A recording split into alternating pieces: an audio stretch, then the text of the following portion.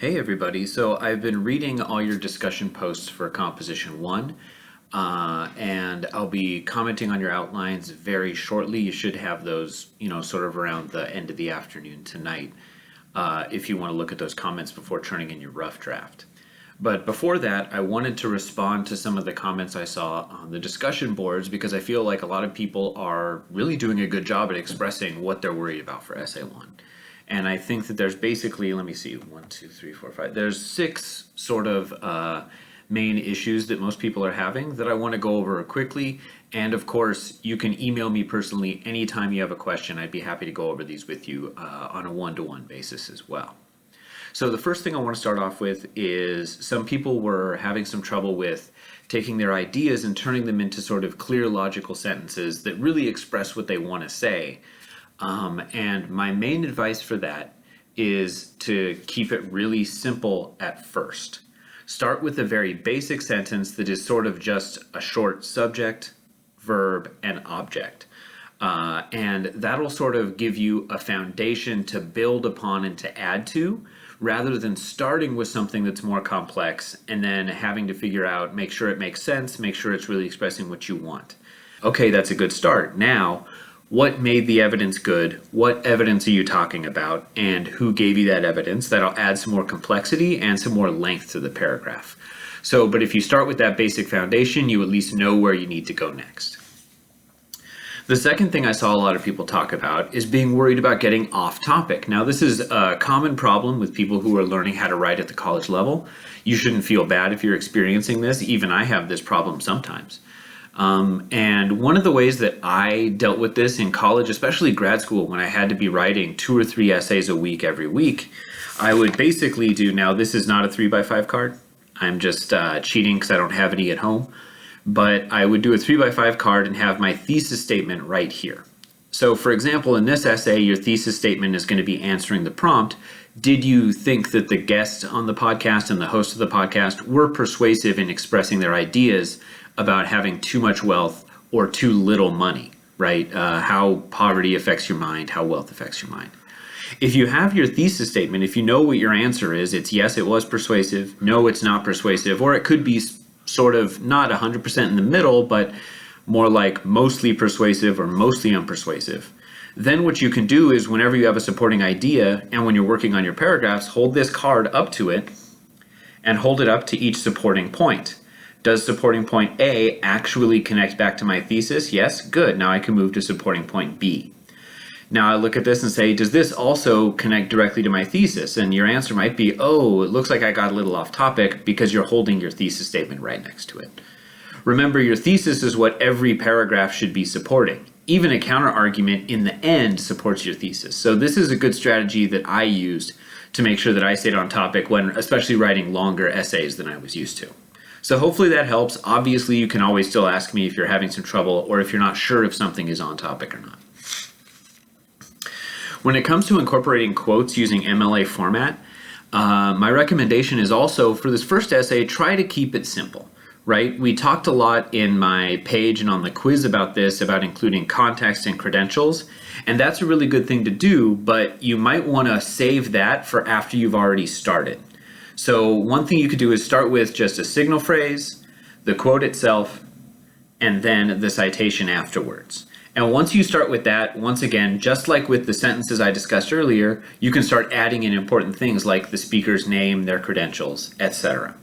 So make sure you have that basic format down. The big mistake I see a lot of students make, especially on the first essay, is that they'll have a quote with no signal phrase introducing it. Every quote needs a signal phrase, and at the end, there's one specific way to cite it.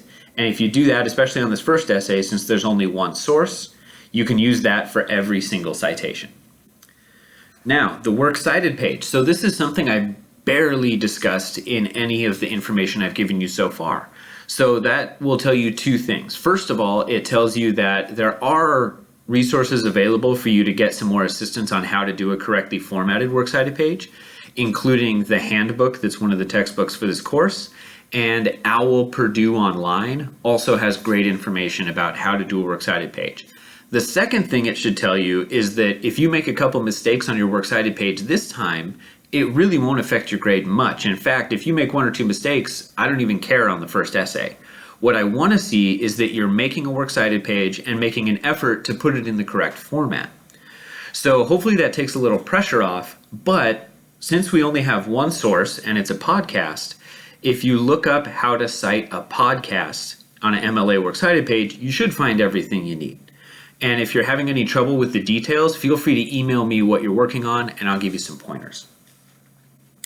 Now, when it comes back to your thesis statement, once again, my recommendation is really the same as before, is start very simply.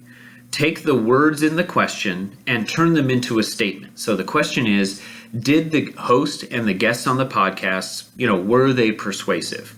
So the short answer is going to be yes, no, mostly yes, mostly no, right? Those are the real 4 possible answers to the prompt.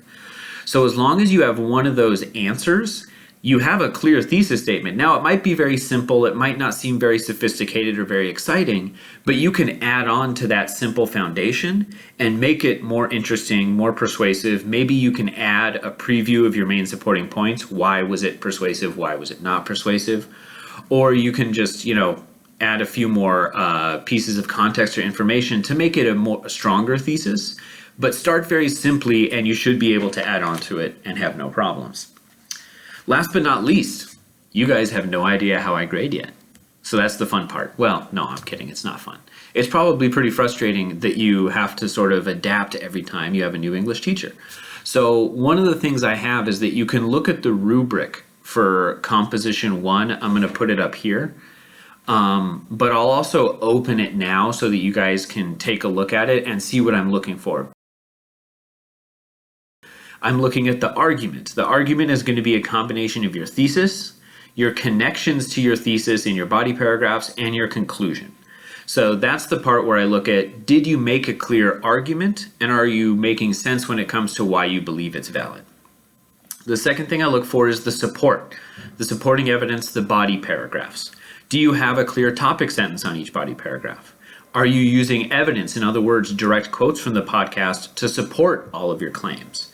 And are you analyzing that evidence and are you connecting it back to your thesis? So that's what I'm looking for in the support category. The next part are what are called conventions. So these will be things like the clarity of your writing. Are you using commas and apostrophes correctly? Now, I don't necessarily expect you to do everything 100% correctly, but I do want to see that you're starting to adapt to the conventions of academic English. One of those big conventions on Essay 1 is making sure you don't use second person. The word you and your really, oh, do you hear that? I think that's they're coming to collect the trash. What can I do? So if you're in the habit of using you and your a lot in your essay, try to break out of that habit and rephrase that in third person. For example, if I was going to write something and I was writing like, whenever you're low on money, it's hard for you to think about anything else. I would rephrase that as, whenever someone is low on money, it is hard for them to think about anything else. That's one of the big things. The other thing is don't use the word I, like personal, refer to yourself, unless you're using a specific personal example. So I might, in my essay, write, I can relate to what Brandy went through because I once lost my job and it was not for a very good reason. That's a personal example. What you don't want to do is use the word I, me, my, etc. excuse me, in your thesis statement or in your topic sentences. You don't want to say, I think the podcast was persuasive, because that lowers your credibility. It makes it seem like it's just your personal preference, not your informed opinion. So make sure that your thesis statement has no I, you, we, us, any of that. It should all be very direct and almost like you're stating it like a fact, even though it is your opinion, but it's your informed opinion. So you want to state it with a lot of strength. So hopefully this helps a little bit. If you guys do have any questions, let me know. Like I said, I'm going to be commenting on the outlines very shortly, and hopefully that'll help you get started on the rough draft. Also, if you look at whatever I'm going to put up here in the video, I have videos for each step of the essay. For example, I have one video about intros and thesis statements if you're having trouble getting started.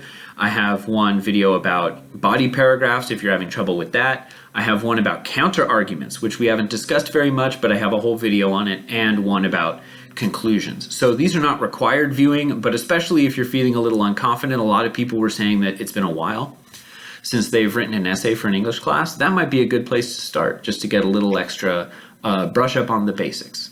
So, as always, feel free to contact me with any questions or concerns, and I'm really looking forward to reading your work.